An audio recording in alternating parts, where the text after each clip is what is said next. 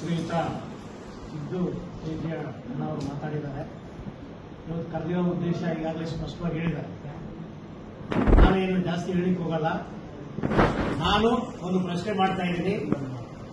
ಕಾಂಗ್ರೆಸ್ನ ಹೈಕಮಾಂಡ್ಗೆ ಸಿದ್ದರಾಮಯ್ಯನವ್ರನ್ನ ಮುಖ್ಯಮಂತ್ರಿ ಸ್ಥಾನದಿಂದ ಕೆಳಗಿಳಿಸಲಿಕ್ಕೆ ಕಾರಣ ಏನು? ಆ ಸ್ಪಷ್ಟೀಕರಣ ಕೊಡಬೇಕು. ಇಡೀ ರಾಜ್ಯದಲ್ಲಿ ಗ್ಯಾರಂಟಿ ಯೋಜನೆಗಳನ್ನ ಜಾರಿಗೆ ತಂದು ಪ್ರತಿಯೊಂದು ಏನು ಕಡು ಬಡವರಿಗೆ ಅನುಕೂಲ ಮಾಡಿಕೊಟ್ಟಿದ್ದು ತಪ್ಪ? ಫ್ರೀಯಾಗಿ ಬಸ್ ಕೊಟ್ಟಿದ್ದು ತಪ್ಪ? ಕರೆಂಟ್ ಕೊಟ್ಟಿದ್ದು ತಪ್ಪ?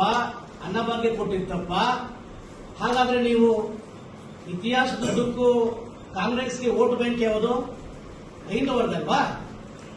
ಮತ್ತೆ ಹೀಗಿರುವಾಗ ಯಾಕೆ ನೀವು 5 ವರ್ಗದ ನಾಯಕರನ್ನ ಮುಖ್ಯಮಂತ್ರಿಯಿಂದ ಕೆಳಗಿಳಿಸಲಿಕ್ಕೆ ಯೋಚನೆ ಮಾಡ್ತಾ ಇದ್ದೀರಾ ಅನ್ನೋದು ಅಷ್ಟು ನೀವು ಅರ್ಥ ಮಾಡ್ಕೊಳ್ಬೇಕು. ಹೈಕಮಾಂಡ್ ಒಂದು ವೇಳೆ ನೀವೇನಾದರೂ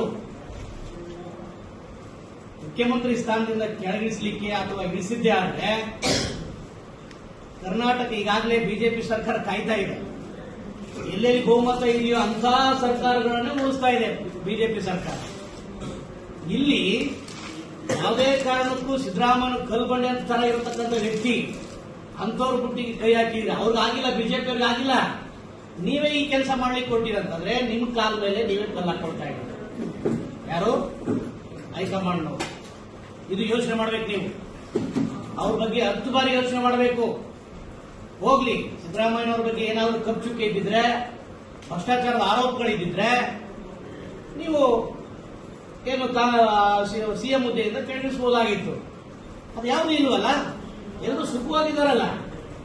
ಎಷ್ಟೋ ಜನ ಹೆಣ್ಮಕ್ಳು ದೇವಸ್ಥಾನಗಳು ಕರ್ಕೊಂಡು ಹೋಗಕ್ಕಾಗಿರಲಿಲ್ಲ ಗಂಡಂದ್ರು. ಇವತ್ತು ಅವರೇ ರಾಜರೋಷವಾಗಿ ತಿರುಗಾಡ್ತಾ ಇದ್ದಾರೆ. ಎಲ್ಲಾ ರೀತಿಯಿಂದ ಅನುಕೂಲವಿರುವಾಗ ಸಿದ್ದರಾಮಯ್ಯನ ರಾಜ್ಯದಲ್ಲಿ ಎಲ್ಲರೂ ಏನು ಆರಾಮಾಗಿ ಬದುಕ್ತಾ ಇದ್ದಾರೆ. ಎಲ್ಲಾ ಪದ ಏನು ಪ್ರಜೆಗಳು ರಾಮರಾಜ್ಯ ತರ ಬದುಕ್ತಾ ಇದ್ದಾರೆ. ರಾಮರಾಜ್ಯದ ಕಲ್ಪನೆ ಬಂದಿದೆ. ಹೀಗಿರುವಾಗ ನಾನಾಗ್ಲಿ ನಮ್ಮ ಹಿಂದ ಸಂಘಟನೆ ಆಗ್ಲಿ ಒಂದು ಪ್ರಶ್ನೆ ಮಾಡ್ತಾ ಇದ್ದೀನಿ ನಿಮ್ಗಳಿಗೆ. ಕೆಳಗಿಳಿಸಲಿಕ್ಕೆ ಕಾರಣ ಏನು? ಬಲವಾದ ಕಾರಣ ಏನು? ಇದನ್ನ ನೀವು 10 ಬಾರಿ ಯೋಚನೆ ಮಾಡಬೇಕು. ಧನ್ಯವಾದ.